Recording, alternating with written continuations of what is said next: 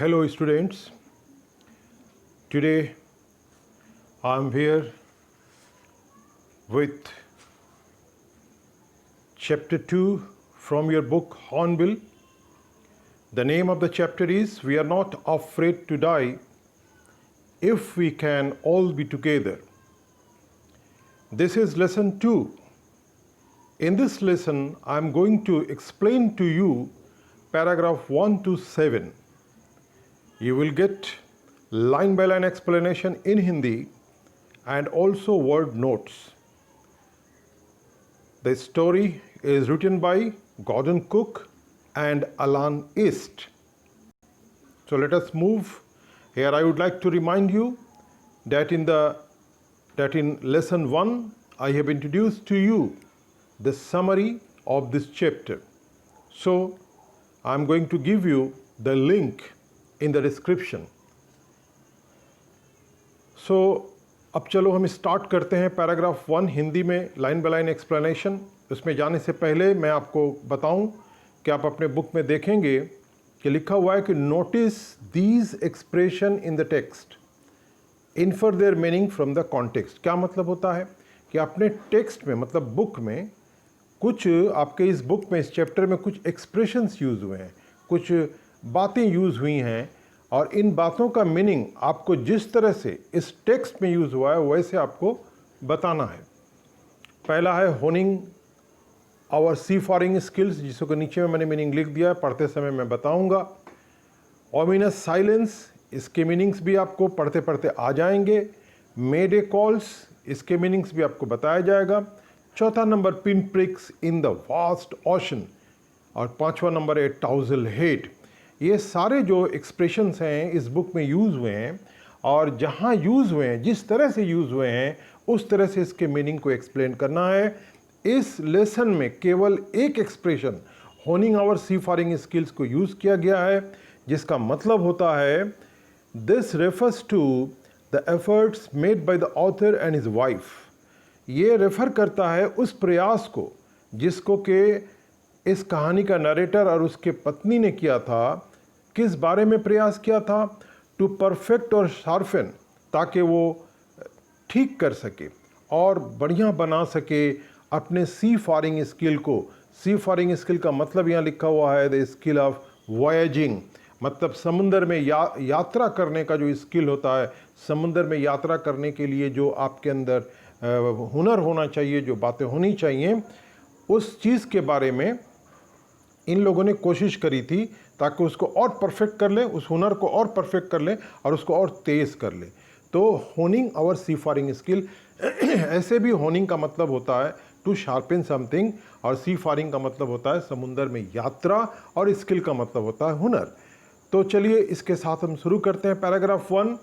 In July 1976 my wife Mary, son Jonathan 6, daughter Suzanne 7. ये उनके जो आयु है, उनकी उम्र है, वो बताया गया है. 1976 जुलाई में मेरी पत्नी जिसका नाम मैरी था, मेरा बेटा जिसका नाम जोनाथन था वो 6 साल का था और मेरी बेटी सुजैन जो 7 साल की थी.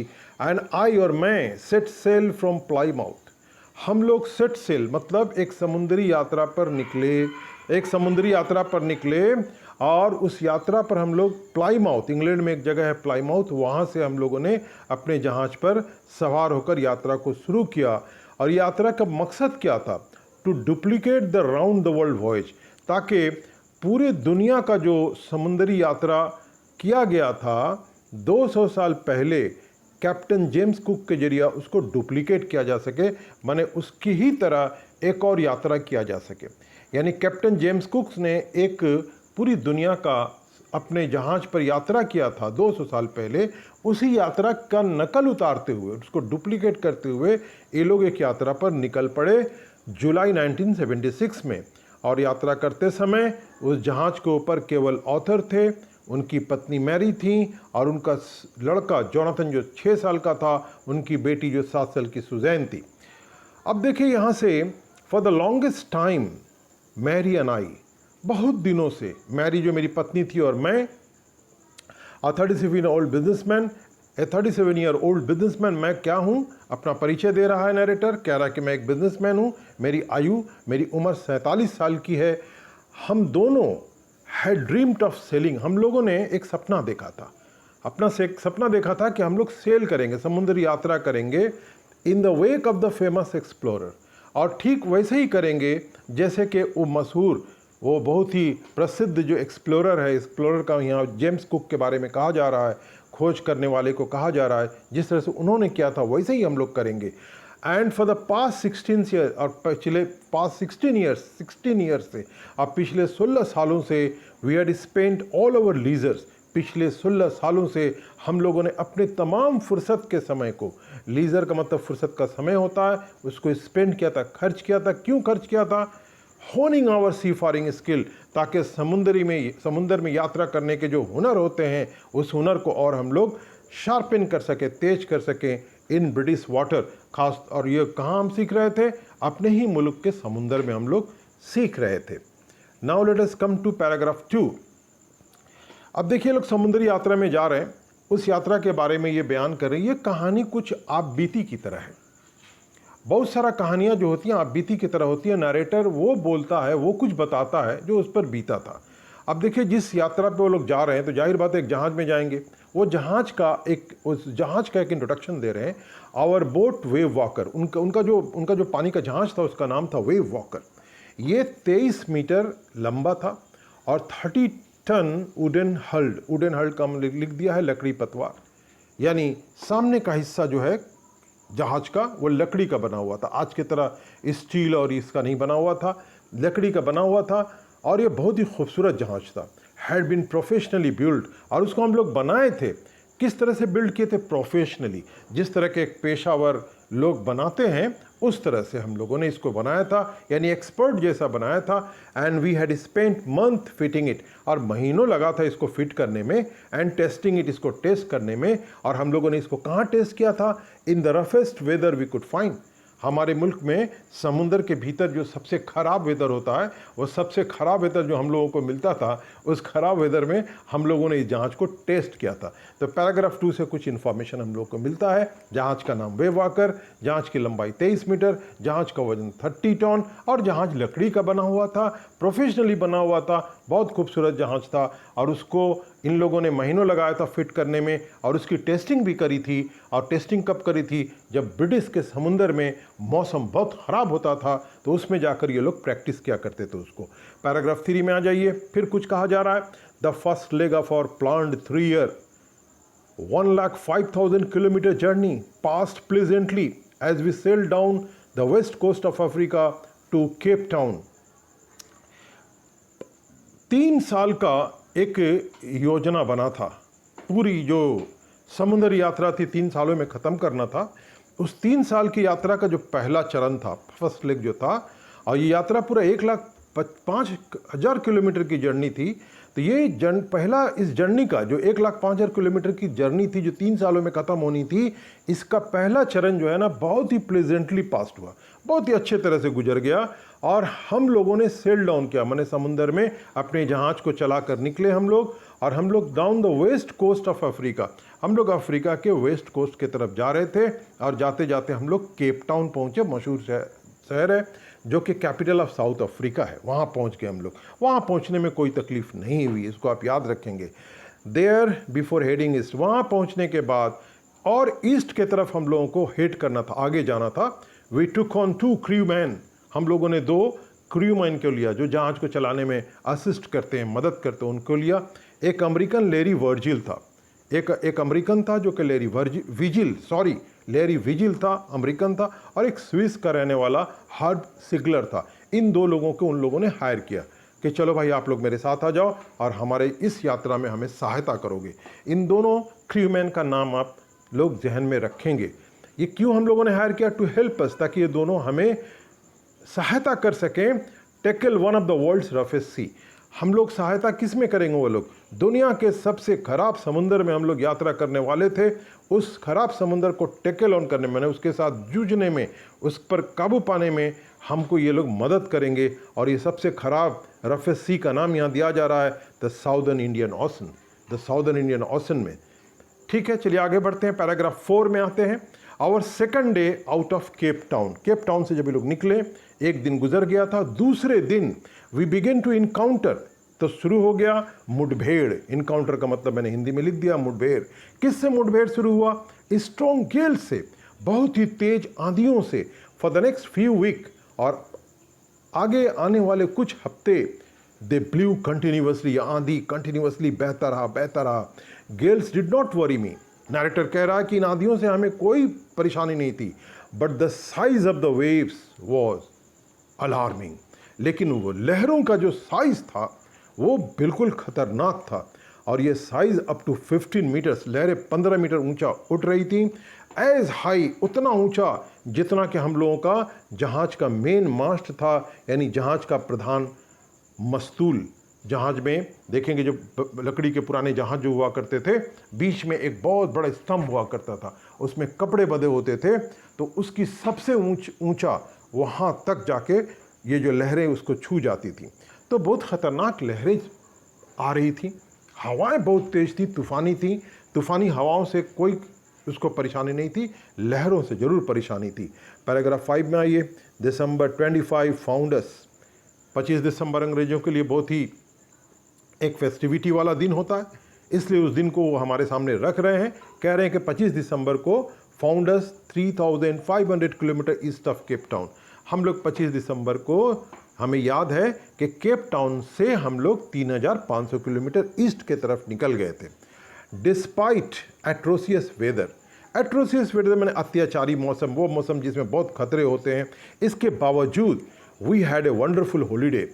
25 दिसंबर हॉलीडे का दिन होता है, इसके बावजूद वेदर बहुत ख़राब था, इसके बावजूद हम लोग बहुत ही अच्छा एक हॉलीडे मनाए, कंप्लीट विथ क्रिसमस ट्री।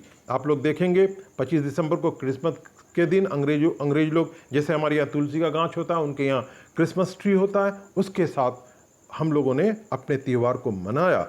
उसके बाद 25 दिसंबर के बाद न्यू ईयर्स डे, ये भी अंग्रेजों का त्यौहार की तरह होता है। New years day saw no improvement in the weather. New Year's Day saw no improvement in the weather. Weather में कोई इम्प्रूवमेंट नहीं हुआ, वेदर अच्छा नहीं हुआ न्यू ईयर्स के दिन के आते आते भी। But we reasoned that it had to change soon, लेकिन हमारे पास कारण थे ये विश्वास करने के लिए कि ये मौसम जो है बहुत जल्द इसमें परिवर्तन पैदा हो जाएगा। एंड इट डिड चेंज, और मौसम में परिवर्तन हुआ, लेकिन परिवर्तन हर समय अच्छे के लिए नहीं होता है, ये परिवर्तन खराब के लिए हुआ। द वर्स, मौसम और ख़राब हो गया और ख़राब हो गया। तो पैरा 4 और पैरा 5 में आप देख रहे हैं कि समुंदर में यात्रा जब आदमी करता है और समुंदर के अंदर ख़तरे क्या होते हैं, तूफ़ान का ख़तरा होता है, और उस तूफ़ान की वजह से लहरें बड़े ऊंची ऊंची उठने लगती हैं, उसका ख़तरा होता है। इन्हीं ख़तरों को वो पॉइंट बाय पॉइंट वो एक्सप्लेन कर रहा है कि कब कहाँ कैसे इन ख़तरों का उसने मुकाबला किया।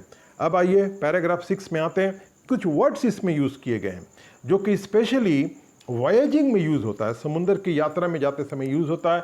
कुछ ऐसे वर्ड्स जो कि मैरिनर्स यूज़ करते हैं, कुछ ऐसे वर्ड्स जो कि जहाज के जो पार्ट्स होते हैं उन पार्ट्स को एक्सप्लेन करने के लिए होते हैं, जो कि आपको देखना पड़ेगा। एक तस्वीर है यहाँ पर हमने बनाया हुआ है, देखिए स्टॉर्म, जिब और सेल लिखा हुआ है, इसको हम लोग पढ़ेंगे, आपको समझ में आएगा। एट डॉन ऑन जनवरी 2, अब 2 जनवरी आ गया, और 2 जनवरी का सुबह सवेरे, डॉन सुबह सवेरे, the waves were gigantic, gigantic मैंने बहुत विशाल, जो लहरें थी बहुत विशाल हो गई। We were sailing with only a small storm jib, ये स्टॉर्म जिब है, ये चीज़, ये स्मॉल होगा, कम हवाओं को पकड़ेगा और जहाज की गति कम होगी। और अगर ये जिब बड़ा होगा तो इसमें ज़्यादा हवा भरेंगे, और इसी हवा के माध्यम से एनर्जी को इकट्ठा करके, एयर एनर्जी को इकट्ठा करके जहाज की दिशा को बदला जाता है, उसकी स्पीड को बढ़ाया जाता है। तो कह रहे हैं कि हमारे पास स्टॉर्म जिब जो था, ये स्टॉर्म जिब जो था वो छोटा था, and we are still making 8 knots, लेकिन फिर भी उस छोटे स्टॉर्म जिब के बावजूद हम लोग 8 नॉट्स का यात्रा कर रहे थे। हमने 8 नॉट्स को यहाँ पर लिख दिया आप लोगों को। ये देखिए 8 नॉट्स के क्या होता है, यहाँ पर हमने लिखा है कि नॉटिकल माइल्स, आप पढ़ेंगे 1 nautical mile is defined as exactly 1852 metre per hour. तो समुंदर में पर आवर 1852 मीटर का आप यात्रा करेंगे तो उसको हम लोग 1 नॉट कहते हैं या 1 नॉटिकल माइल कहते हैं। तो ये अच्छा यात्रा 8 नॉट्स का वो यात्रा कर रहे थे वो लोग। As the ship rose to the top of each wave, और जहाज जो है ना, हर वेव, जब वेव आता था तो उस वेव पर ऊंचाई से उठ जाता था।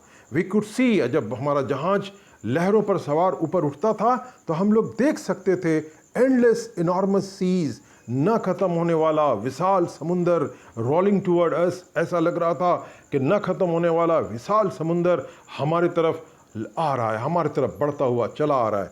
And the screaming of the wind, और उसके साथ साथ हवाओं की तेज चिल्लाने की आवाज़। And spray was painful two years, और चिल्लाने की आवाज़ और साथ साथ पानी के जो छींटे आ रहे थे, स्प्रे जो आ रहे थे, वो कानों के लिए बहुत ही दुखदायक थे, कानों के लिए बड़े ही पेनफुल थे। To slow the boat down, और बोट को स्लो करने के लिए we drop the storm jib. हम लोगों ने स्टॉर्म जिप को, इसमें हवाएं पकड़ता है तो हवाओं को पकड़ने से जहाज की गति बहुत बढ़ जाती है, तो इसको इन लोगों ने ड्रॉप कर दिया, इस पर्दे को हटा दिया इन लोगों ने कि हवा यूं ही निकल जाएगी और इससे हमारे जहाज की गति कम हो जाएगी। एंड लास्ट हैवी मोरिंग रॉप, और एक बहुत ही मजबूत रस्सी हम लोगों ने बांध दिया in a loop across the stern. और स्टर्न जो होता है जहाज के सामने के हिस्से को कहते हैं, उसको, उस पर हम लोगों ने रस्सी से, इसको मिला के रस्सी से हम लोगों ने बांध दिया। Then we double lashed everything, जहाज में जो भी चीज़ें खुली पड़ी थी उनको 2-2 बार करके हम लोगों ने बांध दिया। Went through our life raft, और जीवन बचाने के लिए जो राफ्ट होता है, जो यंत्र होते हैं, उसको हम लोगों ने ठीक से देखा। वेंट थ्रू, उसको दोबारा हम लोगों ने चेक किया। ये राफ्ट क्या होता है, हमने लिखा हुआ देखिए, it is a small rubber boat. ये छोटे छोटे रबर के कश्तियाँ होती हैं जिसमें कैरिड ऑन एन एयरक्राफ्ट, ये एयरक्राफ्ट में भी होती हैं, और लार्ज बोट, बड़े बड़े कश्तियों में भी होती हैं, जो कि हवाओं से भरी होती हैं और इमरजेंसी में इस्तेमाल होती हैं। उसको लाइफ रेफ्ट कहते हैं। माने ये एक यंत्र है जिससे कि इंसान पानी में या हवा में अपनी जान को बचाता है। ड्रिल करते हैं एक्सरसाइज को, हम लोगों ने निकाला, उसको पहन के देखा किस तरह से संकट में अपनी जान को हम लोग बचाएंगे।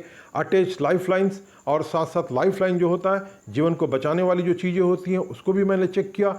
डॉन्ड ऑयल स्किन्स, और पानी के जो छींटे बदन पर लग रहे थे, वो छींटे बहुत नुकसान करते हैं। पानी में नमी होती है, बदन को खाने लगता है, तो उसके लिए जो जहाज़ के यात्री होते हैं, जो जहाज़ चलाते हैं, ये लोग एक विशेष किस्म का एक तेल इस्तेमाल करते हैं बदन के ऊपर। उसको उन्होंने तेल को लगाया उगाया। एंड लाइफ जैकेट, और सबों ने लाइफ जैकेट पहन लिया कि कोई अगर दुर्घटना होती है तो उस लाइफ जैकेट के साथ अगर पानी में ये लोग गिरेंगे तो उसके सहारे वो लोग कहीं ना कहीं तैर के बाहर निकल आएंगे। एंड वेटेड, और हम लोगों ने इंतज़ार किया। यानी हवाएं तेज थीं, बढ़ रही थी हवाओं की तेज़ी, लहरें ऊंचे ऊंचे उठ रहे थे, और ये लोग इधर अपनी तैयारी कर रहे थे कि अगर मौसम और ख़राब होगा तो हम अपने जीवन को कैसे बचाएंगे। अपने जीवन को बचाने के लिए जितने भी ड्रिल थे, जितना भी एक्सरसाइजेस थे, वो लोग धीरे धीरे सब कर रहे थे, ठीक है ना, और इंतजार कर रहे थे। पैराग्राफ 7 में आते हैं हम लोग। The first indication of impending disaster came at about 6 PM। Impending मतलब जो होता है, जो बात ढकी छुपी रहती है और उसके बाद हमारे सामने प्रकट होती है। तो एक डिसेस्टर, एक बहुत ही तबाही मचाने वाली घटना जो थी, वो इम्पेंडिंग थी, अभी छुपी हुई थी इस आंधी और तूफान में। वो उसके आने का इंडिकेशन, उसके आने का इशारा हमारे पास कब आया? 6 बजे आया। विथ एन इनॉमिनस साइलेंस, तमाम हवाएं जो बहुत तेज चल रही थीं, ये हवाएं रुक गईं। लहरों में जो उछाल पैदा हो रहा था, वो उछाल भी शांत हो गया। पूरे समुंदर में चारों तरफ एक ओमिनस, हर तरफ फैला हुआ सन्नाटा छा गया। इस सन्नाटे में नरेटर क्या देखता है? देखता है कि एक खतरा जो कि रुका हुआ था, उस खतरे के आने का उसमें इशारा है। द विंड ड्रॉप्ड, हवाएं रुक गई थीं। And the sky immediately grew dark, और देखते ही देखते पूरा आसमान काला पड़ गया। Then came a growing roar, तब उसके बाद धीरे धीरे जो गरज होती है पानी का, हवाओं के जो गर्जन होते हैं, ये बढ़ने लगे। And an enormous cloud towered aft, और एक बहुत बड़ा बादल, हमारे टावर्ड का मतलब मडलाना, और एफ्ट देखिए, इस हिस्से को एफ्ट कहते हैं, हमने बना दिया है। ये एफ्ट के ऊपर ऐसा लगा कि बादल यहीं पर आके मडला रहे हैं, यहीं पर आके मडला रहे हैं, यहाँ पर आके मडला रहे हैं। विथ हॉरर, बहुत ही घबरा गए हम लोग, डर गए। और इस घबराहट में आई रियलाइज्ड, मैं समझ गया, that it was not a cloud, कि ये बादल नहीं है, but a wave like no other I had ever seen. ये तो समुंदर की लहरें हैं, एक ऐसी लहर जिसको कि मैंने जीवन में कभी नहीं देखा था. It appeared perfectly vertical. और ये लहरें तो हॉरिजेंटल होती है ना, थोड़ा सा उठती हैं फिर हॉरिजेंटल हो जाती हैं. ये बिल्कुल वर्टिकल था, एकदम से बिल्कुल वर्टिकल एक वेव था, and almost twice the height of the other waves. और दूसरे जो वेव थे ना, उनके मुकाबले में ये दोगुना ऊंचा था, with a frightful breaking crest. और इसके साथ साथ क्या हुआ, crest badge made of for ship. हर बड़े शिप में सामने में देखिएगा एक बैज लगा होता है, रॉयल ब्रिटिश शिप, एक बैज लगा होता है. वो बैज बहुत ही अच्छे से जहाज में फिट होता है. देखते ही देखते उस बैज को, जहाज में जो बैज लगा हुआ था, जहाज के पहचान के लिए जो लगा हुआ था, वो बिल्कुल टूट फूट के ख़त्म हो गया. पैराग्राफ 7 तक हम लोगों ने देखा. तो यहाँ आकर हम लोग एंड ऑफ लेसन 2 करते हैं. Thanks for watching the video. If you are watching the video for the first time, please subscribe and press the bell icon. Thank you very much.